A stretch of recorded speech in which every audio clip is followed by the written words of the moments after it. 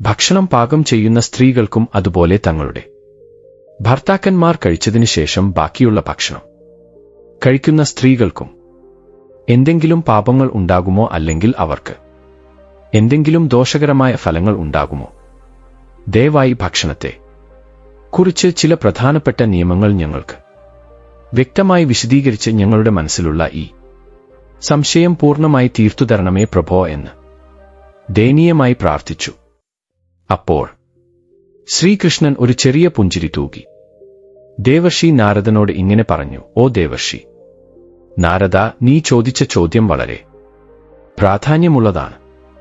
ഇത് ഓരോ മനുഷ്യന്റെയും ജീവിതത്തിൽ വളരെ നിർണായകമാണ്. നമ്മൾ ഏതുതരം ആഹാരമാണ് കഴിക്കുന്നത്, ആ ആഹാരം നമ്മൾ എങ്ങനെയാണ് കഴിക്കുന്നത്, അതായത് ഏത് അവസ്ഥയിൽ, ഏത് സമയത്ത്, ഏത് സാഹചര്യത്തിൽ കഴിക്കുന്നു, ഈ കാര്യങ്ങളെല്ലാം നമ്മുടെ ശാരീരിക ആരോഗ്യത്തിൽ മാത്രം, നമ്മുടെ മാനസികാവസ്ഥയിലും നമ്മുടെ പെരുമാറ്റത്തിലും വളരെ ശക്തമായ സ്വാധീനം ചെലുത്തുന്നു. ഭക്ഷണം കേവലം ശാരീരിക പോഷണത്തിന് മാത്രമുള്ളതല്ല, അത് നമ്മുടെ ആത്മാവിനെയും നമ്മുടെ ചിന്തകളെയും സ്വാധീനിക്കുന്നു. നമ്മുടെ പെരുമാറ്റം, നമ്മുടെ രീതികൾ എങ്ങനെ ആയിരിക്കും എന്നതിനെ ആശ്രയിച്ചിരിക്കും നമ്മുടെ ജീവിതത്തിൽ നമ്മൾ വിജയിക്കുമോ അതോ പരാജയപ്പെടുമോ എന്ന്. ഭക്ഷണം എന്നത് വയറു നിറയ്ക്കാൻ മാത്രമുള്ളതല്ല, അത് നമുക്ക് ജീവശക്തിയും ചിന്തകളും നൽകുന്നു. അതുകൊണ്ടാണ് ഭക്ഷണത്തിന്റെ കാര്യത്തിൽ നമ്മൾ വളരെ ശ്രദ്ധയും ചിട്ടയും പുലർത്തണമെന്ന് നാരദനോട് പറഞ്ഞ് ശ്രീകൃഷ്ണൻ കൂടുതൽ വിശദീകരിക്കാൻ തുടങ്ങി. ഓ നാരദ, ഇപ്പോൾ ഞാൻ നിനക്ക് ഈ വിഷയം കൂടുതൽ വിശദമായി പറയാം. വളരെ ശ്രദ്ധയോടെ കേൾക്കുക. ഭക്ഷണം എങ്ങനെയായിരിക്കണം, അത് എങ്ങനെ കഴിക്കണം, ഭക്ഷണം കഴിക്കുമ്പോൾ ഏതൊക്കെ കാര്യങ്ങൾ ശ്രദ്ധിക്കണം, ഈ കാര്യങ്ങളെല്ലാം നമ്മുടെ പുരാതന ശാസ്ത്രങ്ങളിലും ധർമ്മഗ്രന്ഥങ്ങളിലും വളരെ വിപുലമായും വ്യക്തമായും വിശദീകരിച്ചിട്ടുണ്ട്.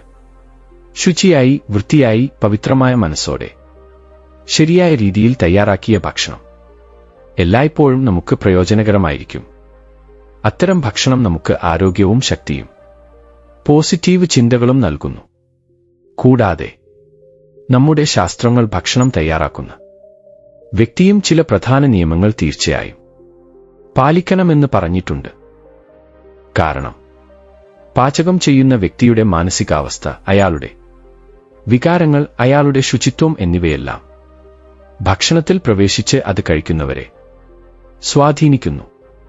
ഇതുമൂലം ആ ഭക്ഷണം ആ കുടുംബത്തിലെ എല്ലാ അംഗങ്ങൾക്കും നല്ല പ്രയോജനം നൽകുന്നു.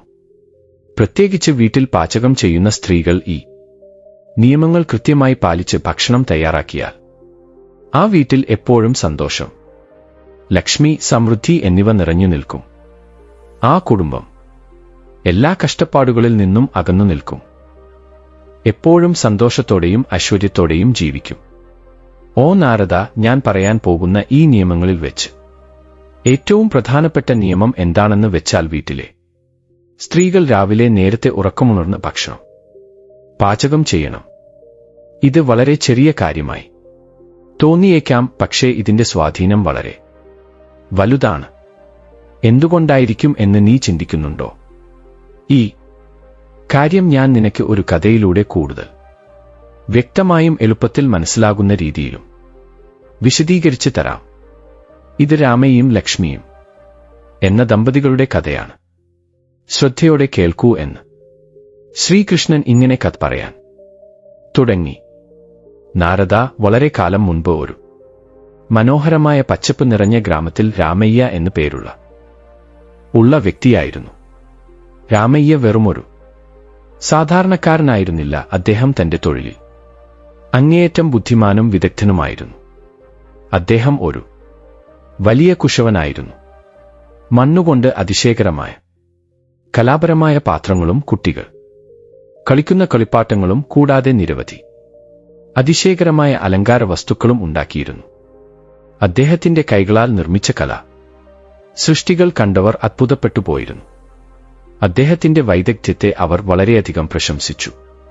അദ്ദേഹത്തിന്റെ കഴിവുകളെക്കുറിച്ച് ദൂരദൂര സ്ഥലങ്ങളിലേക്കും പ്രശസ്തി വ്യാപിച്ചു.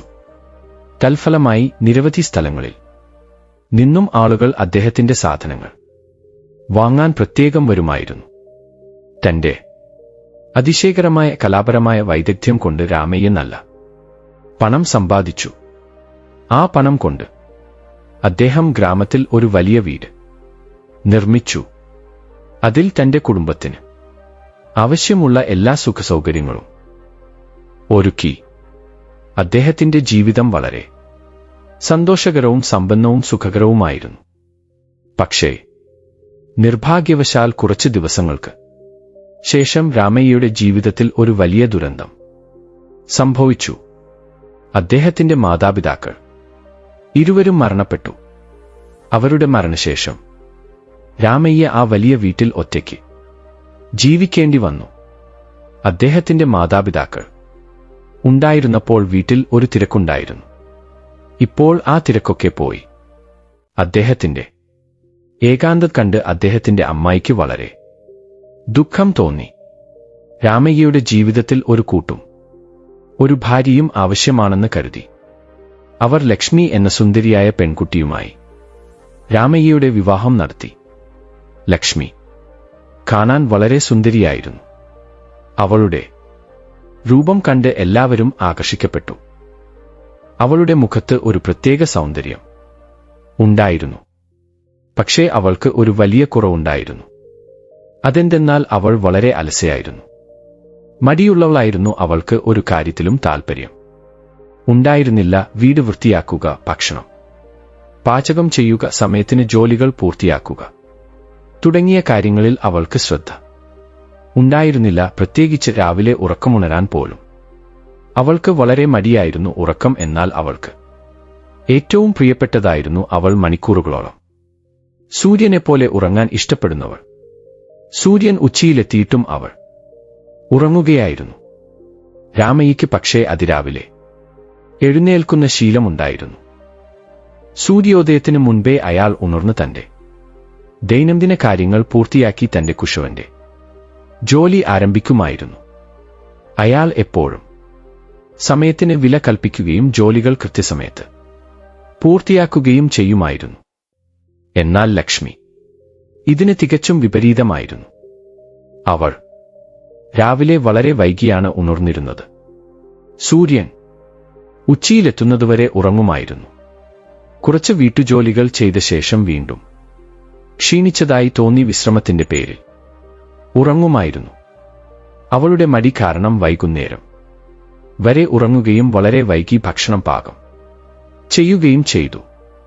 ചിലപ്പോൾ രാമയ്യ ജോലിയിൽ നിന്ന് തിരിച്ചെത്തിയാലും വീട്ടിൽ പാചകം പൂർത്തി ആകുമായിരുന്നില്ല. അവരുടെ വീട്ടിൽ മുമ്പ് മാതാപിതാക്കൾ ഉണ്ടായിരുന്നപ്പോൾ ഉണ്ടായിരുന്ന ശുചിത്വം അച്ചടക്കം ഇപ്പോൾ പൂർണ്ണമായും ഇല്ലാതായി. വീട് വൃത്തിയായിരുന്നില്ല. വീട് വൃത്തിഹീനമായിരുന്നു.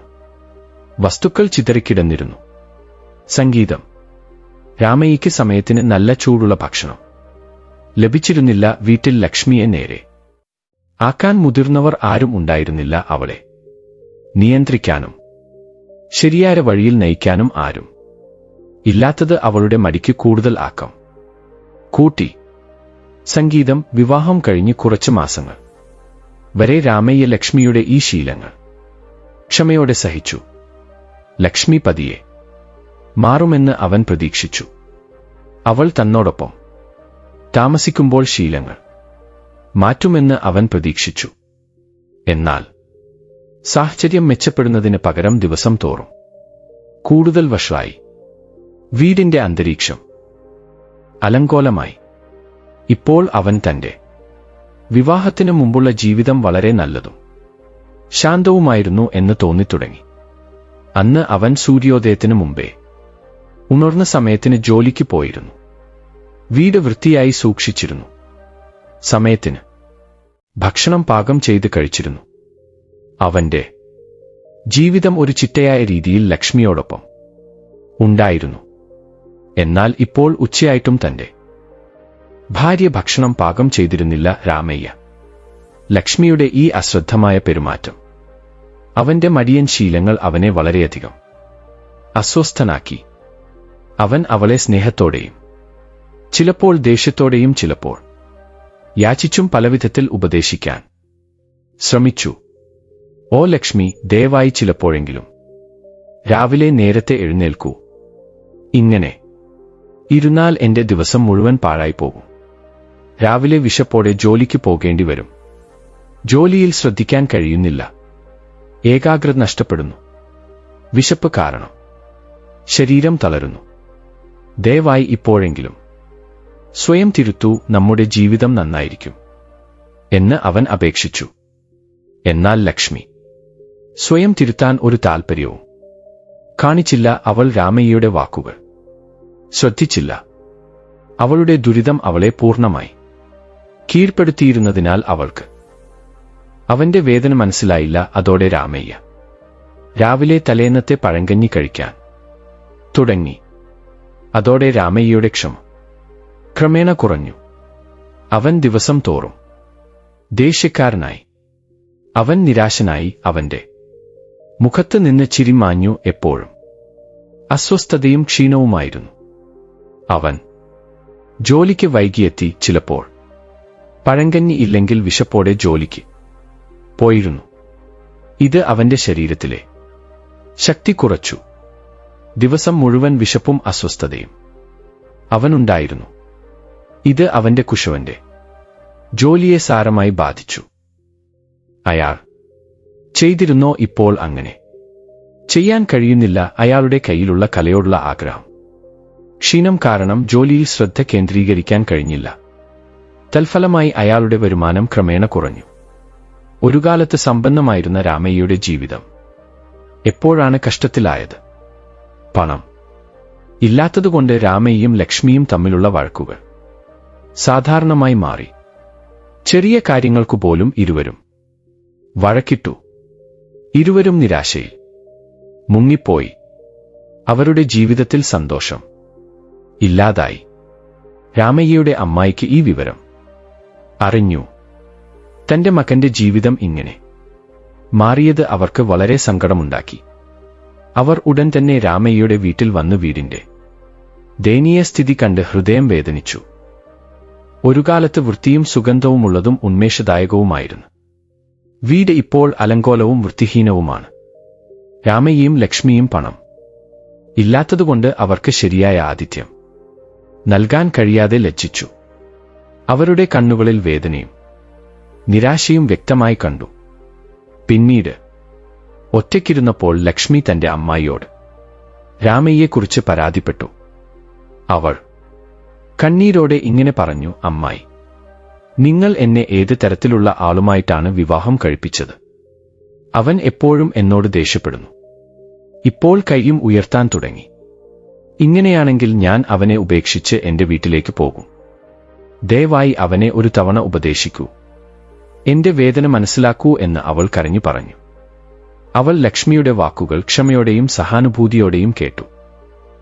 ആരുടെ തെറ്റാണെന്ന് അവൾക്ക് വ്യക്തമായി അറിയാമായിരുന്നു. ലക്ഷ്മിയുടെ മടിയും അലസതയുമാണ് ഈ പ്രശ്നങ്ങൾക്ക് കാരണമെന്ന് അവൾ മനസ്സിലാക്കി. അവൾ ലക്ഷ്മിയെ ശരിയായ പാതയിലേക്ക് നയിക്കാനും അവരുടെ ദാമ്പത്യ ജീവിതം വീണ്ടും നേർവഴിയിലാക്കാനും തീരുമാനിച്ചു. അടുത്ത ദിവസം രാവിലെ രാമയ്യയുടെ അമ്മായി സൂര്യോദയത്തിന് മുമ്പേ ലക്ഷ്മിയെ ഉണർത്തി. ലക്ഷ്മി, എഴുന്നേൽക്കൂ. ഉറക്കത്തിൽ നിന്ന് ആദ്യം വീട് വൃത്തിയാക്കൂ എന്ന് ശക്തമായി പറഞ്ഞു. രാമയ്യയുടെ അമ്മായിയുടെ ഭയം കാരണം ലക്ഷ്മി മനസ്സില്ലാമനസ്സോടെ എഴുന്നേറ്റ് ജോലി തുടങ്ങി. അവൾക്ക് മടിയുണ്ടായിരുന്നെങ്കിലും അമ്മായിയുടെ വാക്ക് നിരസിക്കാൻ കഴിഞ്ഞില്ല. അമ്മായിയും അവൾക്ക് സഹായിച്ചതുകൊണ്ട് വീട് പെട്ടെന്ന് വൃത്തിയാക്കി. ഓരോ കോണും വൃത്തിയാക്കി. വീട് തിളങ്ങി.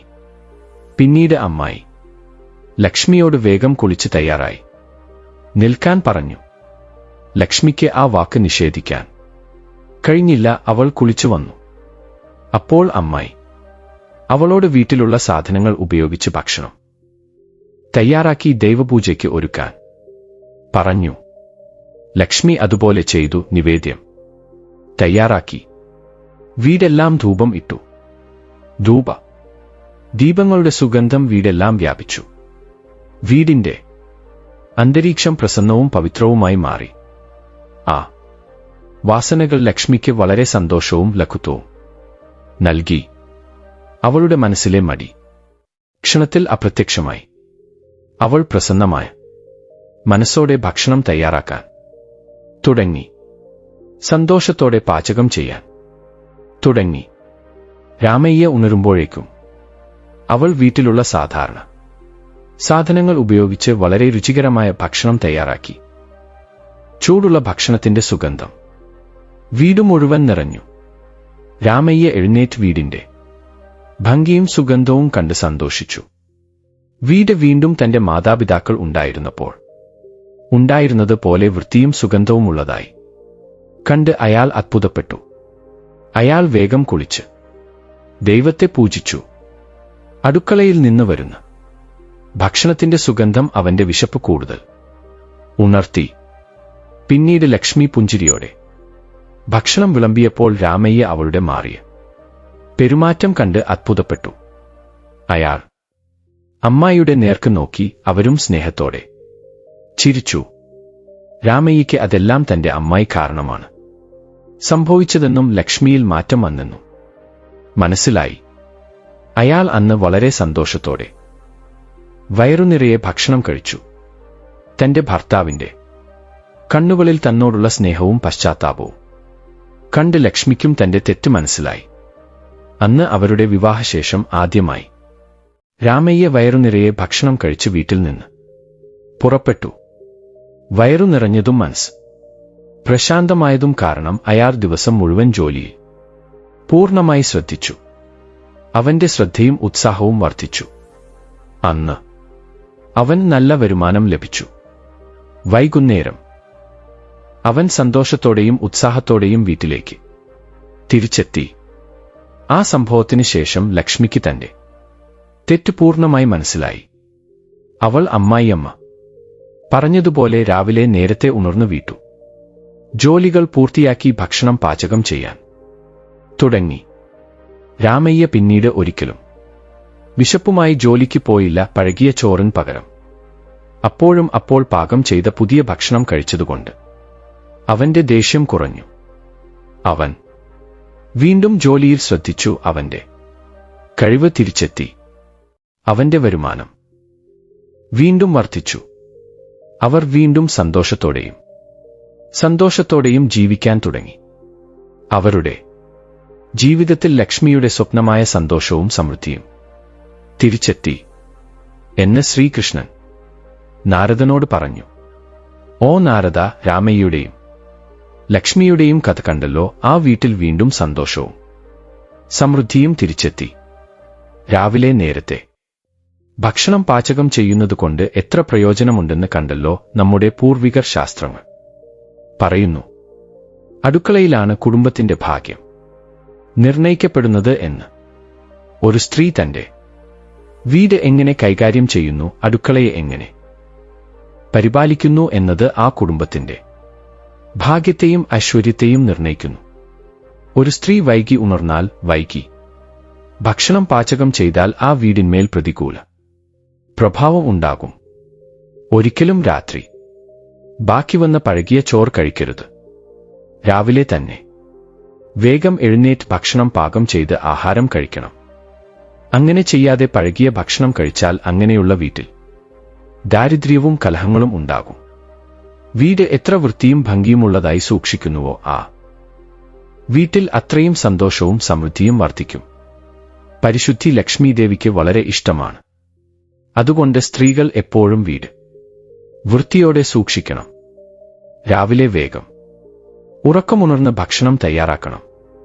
ഇത് കേവലം ഒരു ആചാരമല്ല, ഇതിന് പിന്നിൽ ആഴത്തിലുള്ള ആത്മീയവും ശാസ്ത്രീയവുമായ കാരണങ്ങളുണ്ട്. രാത്രിയിലെ ബാക്കി വന്ന ഭക്ഷണത്തിൽ അസുര ശക്തികൾ അല്ലെങ്കിൽ പ്രതികൂല ശക്തികൾ ആധിപത്യം സ്ഥാപിക്കുന്നു. നമ്മുടെ ശാസ്ത്രങ്ങൾ വ്യക്തമായി പറയുന്നു, രാത്രിയിലെ ബാക്കി വന്ന ഭക്ഷണത്തിലും രാവിലെ അല്ലാതെ വൈകി പാകം ചെയ്ത ഭക്ഷണത്തിലും പ്രേതങ്ങളും മറ്റ് അശുഭശക്തികളും അവകാശം സ്ഥാപിക്കുമെന്ന്. അത്തരം ഭക്ഷണം കഴിക്കുന്നത് വ്യക്തിയുടെ അധോഗതിക്ക് കാരണമാകും. അവന്റെ ചിന്തകളും പെരുമാറ്റവും പ്രതികൂലമായി മാറും. വീട്ടിൽ ദാരിദ്ര്യം വരും. സാമ്പത്തിക ബുദ്ധിമുട്ടുകൾ ആരംഭിക്കും. കുടുംബാംഗങ്ങൾക്കിടയിൽ കലഹങ്ങളും അലക്ഷ്മിയും ഉണ്ടാകും. അതുകൊണ്ട് അടുക്കളയിൽ ഭക്ഷണം എത്രയും വേഗം തയ്യാറാക്കുന്നുവോ വീടിന്റെ പുരോഗതിയും അത്രയും വേഗം നടക്കും. അടുക്കള എപ്പോഴും വൃത്തിയായി സൂക്ഷിക്കണം. രാത്രിയിൽ അടുക്കളയിൽ എച്ചിൽ പാത്രങ്ങൾ വൃത്തിയില്ലാത്തതായിരിക്കരുത്. രാത്രി കഴിച്ച പാത്രങ്ങൾ അതുപോലെ കിടന്നാൽ ആ വീട്ടിൽ പ്രതികൂല ശക്തികൾ വസിക്കാൻ തുടങ്ങും. ഇത് വീടിന്റെ സമാധാനത്തെയും ഐശ്വര്യത്തെയും തകർക്കും. ശ്രീകൃഷ്ണൻ ഇങ്ങനെയും പറഞ്ഞു, ഓ നാരദ, നമ്മുടെ ശാസ്ത്രങ്ങൾ ഇനിയും ചില പ്രധാന കാര്യങ്ങൾ പറയുന്നുണ്ട്. ഭക്ഷണത്തെ അപമാനിക്കുകയോ പാഴാക്കുകയോ ചെയ്താൽ മാതാ അന്നപൂർണാദേവി കോപിക്കും. അന്നപൂർണാദേവി ഭക്ഷണത്തിന്റെ ദേവതയാണ്. അവളുടെ അനുഗ്രഹം ഉണ്ടെങ്കിൽ മാത്രമേ വീട്ടിൽ ഭക്ഷണത്തിന് ക്ഷാമം ഉണ്ടാകാതിരിക്കൂ. അതുകൊണ്ട് എപ്പോഴും ആവശ്യത്തിന് ഭക്ഷണം മാത്രം കഴിക്കണം. ആവശ്യത്തിൽ കൂടുതൽ വിളമ്പി പാഴാക്കരുത്. വിളമ്പിയ ഭക്ഷണത്തെ ഒരിക്കലും കുറ്റപ്പെടുത്തരുത്. അതിൽ തെറ്റുകൾ കണ്ടെത്തരുത്. ഭക്ഷണം നമുക്ക് ജീവൻ നൽകുന്നതാണ്. അതിനെ എപ്പോഴും ബഹുമാനിക്കണം. അതുപോലെ പൊട്ടിയതോ കേടുവന്നതോ ആയ പാത്രങ്ങളിൽ ഭക്ഷണം കഴിക്കരുത്. പൊട്ടിയ പാത്രങ്ങൾ അശുഭകരമായി കണക്കാക്കപ്പെടുന്നു. അവ പ്രതികൂല ഊർജത്തെ ആകർഷിക്കുന്നു. അതുപോലെ കട്ടിലിൽ ഇരുന്നു ഭക്ഷണം കഴിക്കരുത്. ഭക്ഷണം എപ്പോഴും വൃത്തിയുള്ള വിശുദ്ധമായ സ്ഥലത്ത് തറയിലിരുന്ന് വേണം ഭക്ഷണം കഴിക്കാൻ. കട്ടിൽ ഉറങ്ങാനും വിശ്രമിക്കാനും ഉദ്ദേശിച്ചുള്ളതാണ്. കൂടാതെ നാരദശാസ്ത്രങ്ങൾ അനുസരിച്ച് ഒരാൾ കഴിച്ചതിന്റെ ബാക്കി ഭക്ഷണം കഴിച്ചാൽ ആ വ്യക്തിയുടെ ഗ്രഹദോഷങ്ങൾ, ദുരിതങ്ങൾ, ദുരദൃഷ്ടം എന്നിവയിൽ മറ്റൊരാളും പങ്കാളിയാകും. ഇത് വളരെ പ്രധാനപ്പെട്ട കാര്യമാണ്. ഉദാഹരണത്തിന്, ഒരു കള്ളൻ കഴിച്ചതിന്റെ ബാക്കി ഭക്ഷണം കഴിച്ചാൽ ആ മോഷണത്തിന്റെ പാപത്തിൽ നീയും പങ്കാളിയാകും. അതുപോലെ ഒരു ദുഷ്ട സ്വഭാവമുള്ളവർ കഴിച്ചതിന്റെ ബാക്കി കഴിച്ചാൽ അവരുടെ ദുർഗുണങ്ങളും പാപങ്ങളും നിനക്കും പകരാം. അതുകൊണ്ട് കുടുംബത്തിൽ പോലും ഭർത്താവ് കഴിച്ചതിന്റെ ബാക്കി ഭക്ഷണം സ്ത്രീ കഴിക്കരുത്. അതുപോലെ ആരും മറ്റൊരാൾ കഴിച്ചതിന്റെ ബാക്കി ഭക്ഷണം കഴിക്കരുത്. ഓരോരുത്തരും അവരവരുടെ ഭക്ഷണം ശുചിയായി കഴിക്കണം. ഇത് ആത്മാഭിമാനത്തിനും വ്യക്തിപരമായ പരിശുദ്ധിക്കും വേണ്ടിയുള്ളതാണ്. ഇനി രാത്രിയിലെ ബാക്കി ഭക്ഷണത്തെക്കുറിച്ച് സംസാരിക്കാം. ഓ നാരദ, രാത്രിയിലെ ബാക്കി ഭക്ഷണം രാവിലെ കഴിക്കുന്നത് കേവലം ആത്മീയമായി മാത്രമല്ല, ആരോഗ്യപരമായും നിരവധി പ്രശ്നങ്ങളുണ്ടാക്കും. ദഹനസംബന്ധമായ പ്രശ്നങ്ങൾ, ഉദാഹരണത്തിന് ഗ്യാസ്, മലബന്ധം പോലുള്ള ബുദ്ധിമുട്ടുകൾ ഉണ്ടാകാം. രാത്രി ഭക്ഷണം കഴിച്ചാൽ ദഹനം സാവധാനത്തിൽ നടക്കും. ബാക്കി വന്ന ഭക്ഷണം ശരിയായി ദഹിക്കില്ല. മടി, അലസത എന്നിവ ഉണ്ടാകും. ശരീരത്തിന് ശരിയായ വിശ്രമം ലഭിക്കില്ല. അതുകൊണ്ട് സ്ത്രീകളും പുരുഷന്മാരും രാത്രിയിലെ ബാക്കി ഭക്ഷണം കഴിക്കരുത്. ചില കാരണങ്ങളാൽ പലരും അത് കഴിക്കപ്പെടുന്നു. ഒരുപക്ഷേ ഭക്ഷണം പാഴാക്കരുത് എന്ന് കരുതുന്നുണ്ടാവാം. എന്നാൽ ഇത് ദഹന പ്രശ്നങ്ങൾക്ക് മാത്രമല്ല, പ്രത്യുത്പാദന സംബന്ധമായ പ്രശ്നങ്ങൾക്കും കാരണമാകുമെന്ന് ശാസ്ത്രങ്ങൾ പറയുന്നുണ്ട്. പ്രത്യേകിച്ചും ഇത് സ്ത്രീകളുടെ ആരോഗ്യത്തെയും അവരുടെ പ്രത്യുത്പാദന വ്യവസ്ഥയെയും പ്രതികൂലമായി ബാധിക്കുന്നു. അതുകൊണ്ടാണ് ആരോഗ്യകരവും സന്തോഷകരവുമായ ജീവിതത്തിനായി എപ്പോഴും പുതുതായി പാകം ചെയ്ത ഭക്ഷണം കഴിക്കേണ്ടത്. രാത്രിയിലെ ബാക്കി വന്ന ഭക്ഷണം കഴിക്കരുത് എന്ന് ശ്രീകൃഷ്ണൻ തന്റെ ഉപദേശം അവസാനിപ്പിച്ചുകൊണ്ട് ഇങ്ങനെ പറഞ്ഞു: നാരദ, ഒരു വീട്ടിലെ പുരുഷന്മാരുടെ ഭാഗ്യം, അവരുടെ വിജയം, അവരുടെ ഐശ്വര്യം വളരെയധികം ആ വീട്ടിലെ സ്ത്രീകളെ ആശ്രയിച്ചിരിക്കുന്നു. വീട്ടിലെ സ്ത്രീ ശാന്തയും സന്തോഷവതിയും ആരോഗ്യവതിയുമാണെങ്കിൽ ആ കുടുംബം മുഴുവൻ സന്തോഷത്തിലായിരിക്കും. അതുകൊണ്ട് വീട്ടിലെ സ്ത്രീകളെ എപ്പോഴും ബഹുമാനിക്കണം. അവർക്ക് വേണ്ട ബഹുമാനം നൽകണം. അവരുടെ കഷ്ടപ്പാടുകൾ മനസ്സിലാക്കണം. സ്ത്രീകളെ അപമാനിക്കുന്ന വീട്ടിൽ, അവരെ നിസ്സാരമായി കാണുന്ന വീട്ടിൽ മാതാ ലക്ഷ്മി ഒരിക്കലും പ്രവേശിക്കില്ല. അങ്ങനെയുള്ള വീട്ടിൽ ദാരിദ്ര്യവും ലക്ഷ്മിദേവിയും മാത്രമേ നിലനിൽക്കൂ. അതേസമയം സ്ത്രീകളും തങ്ങളുടെ ബഹുമാനവും മര്യാദയും കാത്തുസൂക്ഷിക്കണം. തങ്ങളുടെ ഉത്തരവാദിത്തങ്ങൾ കൃത്യമായി നിർവഹിക്കണം. വീട് വൃത്തിയായി സൂക്ഷിക്കണം. സമയത്തിന് കാര്യങ്ങൾ ചെയ്യണം. നല്ലൊരു അന്തരീക്ഷം സൃഷ്ടിക്കണം. ഇരുവരുടെയും സഹകരണത്തിലൂടെയാണ് കുടുംബം വളരുന്നത് എന്ന് ശ്രീകൃഷ്ണൻ നാരദനോട് ഭക്ഷണത്തെക്കുറിച്ച് വിശദമായി പറഞ്ഞു. ഇനി വീഡിയോയിലേക്ക് വന്നാൽ, ബുധനാഴ്ച ഈ ഇലയ്ക്ക് അസാധാരണമായ ശക്തികൾ വരുന്നതുകൊണ്ട് ബുധനാഴ്ച ഈ ഇല കരിച്ചാൽ മതി. നിങ്ങളുടെ ജാതകത്തിലെ ദോഷങ്ങളെല്ലാം മാറിപ്പോകും. 1 മണിക്കൂറിനുള്ളിൽ നിങ്ങളുടെ ജീവിതം മാറിമറിയുമെന്ന് സിദ്ധശാസ്ത്രം പറയുന്നു. അപ്പോൾ ആ ഇല എന്താണെന്ന് വെച്ചാൽ കറിവേപ്പില. അതെ, ബുധനാഴ്ച കറിവേപ്പില മരത്തിന് അസാധാരണമായ ശക്തികൾ വരും. ആരെല്ലാം ജാതക ദോഷങ്ങൾ മാറണമെന്ന് ആഗ്രഹിക്കുന്നുവോ, നിങ്ങളുടെ ജാതകം അത്ഭുതകരമായി മാറണമെന്ന് ആഗ്രഹിക്കുന്നുണ്ടോ, സാമ്പത്തിക പ്രശ്നങ്ങൾ മാറി ധനലാഭം ഉണ്ടാകണമെന്ന് ആഗ്രഹിക്കുന്നുണ്ടോ, അവരെല്ലാം ഈ ബുധനാഴ്ച കറിവേപ്പില ചെടിയുടെ അടുത്തേക്ക് പോയി 5 കറിവേപ്പില തണ്ടുകൾ മുറിച്ചെടുക്കുക. നിങ്ങളുടെ വീടിനടുത്ത് കറിവേപ്പില ചെടിയുണ്ടെങ്കിൽ ആ ചെടിയിൽ നിന്ന് മുറിച്ചെടുക്കാം.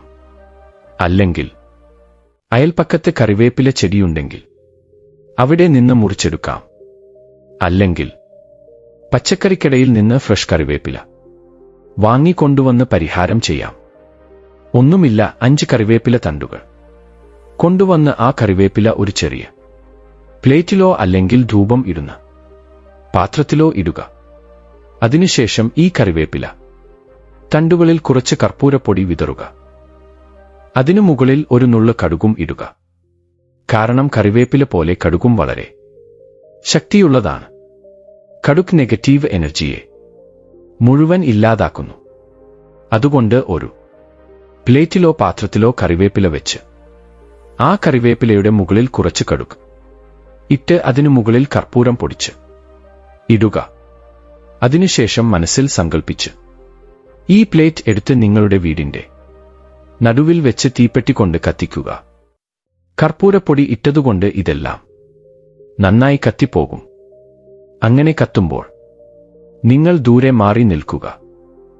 ചിറ്റപ്പറ്റ എന്ന ശബ്ദം കേൾക്കാറില്ലേ? അതുപോലെ ചിറ്റപ്പറ്റ എന്ന ശബ്ദമുണ്ടായാൽ നിങ്ങളുടെ വീട്ടിലുള്ള എല്ലാ ദോഷങ്ങളും ഒഴിഞ്ഞുപോകുമെന്നാണ് അർത്ഥം. അതുകൊണ്ട് നിങ്ങൾ ദൂരെ മാറി നിൽക്കുക. ഇങ്ങനെ ബുധനാഴ്ച കറിവേപ്പില കത്തിക്കുന്നത് വഴി വീട്ടിലുള്ള നെഗറ്റീവ് ഊർജം മുഴുവൻ ഒഴിഞ്ഞുപോകും. 1 മണിക്കൂറിനുള്ളിൽ നിങ്ങൾക്ക് ജാതകപരമായ പ്രശ്നങ്ങളെല്ലാം ഇല്ലാതാകും. നിങ്ങളുടെ ജീവിതം അത്ഭുതകരമായി മാറും. ഈ പരിഹാരം 3 ബുധനാഴ്ച ചെയ്യേണ്ടതുണ്ട്. അങ്ങനെ ചെയ്താൽ നിങ്ങൾ അത്ഭുതകരമായ ഫലങ്ങൾ നേടും. കോടികൾ സമ്പാദിക്കുന്ന നിലയിലേക്ക് നിങ്ങൾ എത്തും. അതുകൊണ്ട് എല്ലാവരും ബുധനാഴ്ച ഈ കറിവേപ്പില ഉപയോഗിച്ച് ഈ ചെറിയ പരിഹാരം ചെയ്യുക. കൃത്യമായ ഫലങ്ങൾ നേടി സന്തോഷത്തോടെ ജീവിക്കുക. വീഡിയോ ഇഷ്ടപ്പെട്ടെങ്കിൽ ലൈക്ക് ചെയ്യുക, ഷെയർ ചെയ്യുക. പക്ഷേ സബ്സ്ക്രൈബ് ചെയ്യാൻ മറക്കരുത്.